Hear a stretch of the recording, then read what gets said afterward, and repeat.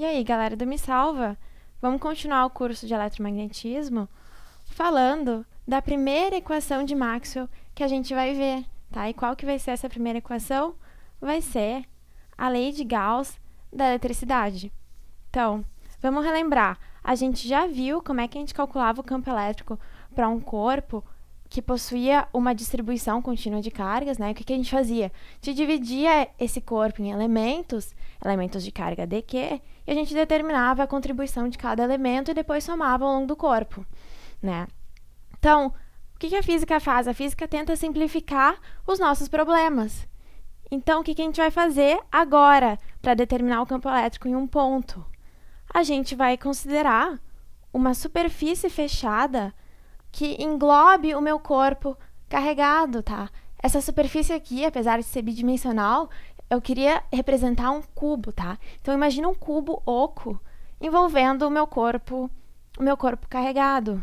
Essa superfície, ela vai ter um nome especial, tá? Que vai ser a superfície gaussiana, por causa do nome do carinha que escreveu a lei.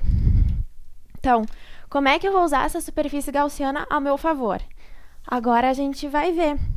Então, o que a lei de Gauss ela faz? Ela pega e ela nos traz uma relação entre duas grandezas do meu campo elétrico, tá? Aqui está a lei de Gauss enunciada matematicamente. Então, o que ela faz? Ela vai relacionar o campo que passa através daquela superfície fechada, tá? Vai relacionar com a carga elétrica que está envolvida por essa superfície, ou seja, a carga do meu corpo que eu vou envolver com a superfície, né? Então, o que a gente vai ver nessa aula? A gente vai explicar melhor esse conceito de campo através da superfície, tá? Esse campo que passa através da superfície, a gente vai chamar de fluxo de campo, tá? O fluxo é uma grandeza que não se aplica só ao eletromagnetismo. Na verdade, a gente vai usar agora um exemplo para explicar o fluxo, um exemplo que não tem nada a ver com a eletricidade. Então, olha só, um exemplo. Eu vou ter o seguinte no meu exemplo. Eu vou ter uma espira, tá? Imagina aqui uma espira quadrada, né, que está inserida no meio onde passa uma corrente de água, tá? Isso aqui vai ser uma corrente de água com uma velocidade v. A minha espira vai ter uma área A. Então, através dessa espira, eu vou ter o que a gente chama de vazão. Essa vazão, na verdade, é uma forma de fluxo, tá? Uma forma de fluxo volumétrico que é dada pela seguinte unidade. A unidade vai ajudar a gente a entender melhor o que é a vazão. Então, é um volume de água, metro cúbico, que passa através da espira durante um certo tempo, durante alguns segundos.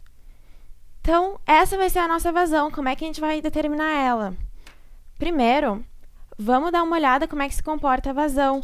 Eu vou ver que dependendo da orientação da minha corrente de água, por exemplo, aqui eu tenho uma corrente paralela ao plano da minha espira. Então, neste caso, eu vou ter uma vazão mínima, porque quando a corrente de água passa paralelamente à espira, ela não vai atravessar a espira. Então, na verdade, eu não vou ter nada passando através da espira. Então, neste caso, tá? Esse θ depois eu vou explicitar, tá? Quando o θ for igual a 90 graus, tá? O meu fluxo ele vai ser mínimo, ele vai ser nulo, na verdade, tá? E quando o que eu vou chamar de θ é igual a 0 graus, quando minha velocidade estiver perpendicular ao plano da minha espira, eu vou ter um θ igual a 0. Eu já explico por quê, o que é esse θ. Eu vou ter uma vazão máxima, tá? Então, eu sei que tem uma dependência da minha vazão com a orientação da minha velocidade, da velocidade da minha corrente de água. Então, agora sim eu vou explicar o que é esse θ. É o seguinte, eu vou determinar para a minha espira um vetor área, tá? Que está perpendicular ao plano da espira. Então, eu vou ver o seguinte, quando θ for zero, quer dizer que quando esses vetores estiverem paralelos, eu vou ter a minha vazão máxima. Como é que eu vou expressar este fluxo, então? Esta vazão, eu vou chamar ela de φ maiúsculo. E eu vou dizer que ela se calcula desta forma aqui. Cosseno de θ, tá? Cosseno de zero é o máximo e cosseno de 90 graus é zero. Faz sentido, né? Tá, então, como a gente definiu, na verdade, um vetor área, eu posso representar isso aqui de forma vetorial. Eu vou dizer, então, que o meu fluxo, ele é o produto escalar destes dois vetores aqui, com essa unidade metro cubo ao cubo por segundo. Feito? Então, agora a gente vai aplicar essa noção de fluxo para a nossa grandeza campo elétrico. Então, vamos falar do fluxo, o fluxo de um campo elétrico, tá? Só que não através de qualquer superfície. Como a gente está falando de superfície gaussiana, isso aqui a gente vai considerar, então, um fluxo através da nossa gaussiana. Então tá, vamos olhar essa gaussiana numa região de campo, como é que vai ser? Eu tenho, então, a minha gaussiana em amarelo e eu vou querer determinar o fluxo que atravessa essa gaussiana, tá? A gaussiana, lembrando, é uma superfície fechada. Então, aqui eu não sei o que está acontecendo, o que eu vou fazer? Eu não sei se o meu campo ele vai ser constante ao longo da minha gaussiana, na verdade aqui a gente pode ver que ele provavelmente não vai ser. Então, eu não posso simplesmente usar essa definição aqui, que considerava que a minha velocidade era constante ao longo da minha área. Então, eu não posso simplesmente usar aquela definição. Eu vou fazer o quê, então? A nossa velha tática de dividir um problema complexo em elementos, tá? Em elementos de área, onde a gente vai ter, então, um campo elétrico, um vetor campo elétrico e um vetor de área. Então, aqui a gente pode considerar que o meu campo é uniforme ao longo desse pequeno elemento de área. Então, o que a gente vai fazer? A gente vai determinar, então, a gente vai ter que integrar esse fluxo aqui, esse pequeno fluxo, ao longo de toda a superfície fechada. Então, no final das contas, eu vou ter um fluxo desta forma aqui.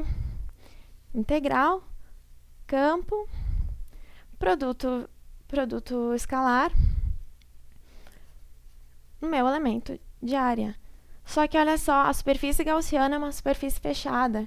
Então, eu vou pegar e vou usar este sinalzinho aqui para determinar que a minha integral está sendo efetuada sobre uma superfície fechada. Então, se eu tiver um cubo como superfície gaussiana, eu vou determinar o fluxo de cada face do meu cubo e somar. É isso que quer dizer esta integral fechada. Então, a unidade que eu vou usar. Então, é bem fácil, ó. Eu tenho a unidade do meu campo, Newton por Coulomb, vezes unidade de área. Então, só para terminar, vamos falar da convenção que a gente vai usar para o sinal do nosso fluxo. Quando o campo estiver saindo da minha superfície gaussiana, eu vou dizer que o meu fluxo está sendo positivo. Se o campo, na verdade, como aqui, ele estiver entrando, eu vou ter um fluxo negativo, tá? Para gravar bem isso, eu posso simplesmente considerar que dentro da minha superfície eu tenho uma carga positiva. Eu vou ver que, como a gente lembra, a carga positiva ela tem uma convenção de campo elétrico desta forma. Então, se eu cercar ela por uma superfície, eu vou ver que todas as linhas saem. Então, campo saindo, fluxo positivo, tá? Carga positiva. Então, é uma boa forma de lembrar. Bom, vamos ficar por aqui nessa aula. Na próxima aula, a gente vai atacar a lei de Gauss, tá? Aquela fórmula matemática que vai ajudar e muito a gente a resolver os problemas. Então, é isso aí. Até a próxima.